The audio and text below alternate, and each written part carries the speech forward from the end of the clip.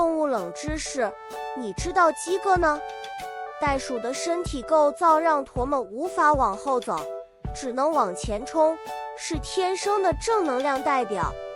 在热带地区，有些蝴蝶会停在动物脸上和眼泪补充盐分。画面超梦幻，但其实很科学。无尾熊的指纹跟人类几乎分不出来，就连科学家都会误判，超神奇的巧合。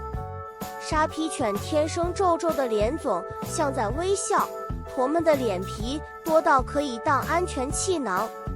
别看蜗牛慢吞吞，驼们的嘴巴里可是藏着超过1万颗微型牙齿哦。还想知道哪些动物冷知识？留言告诉我。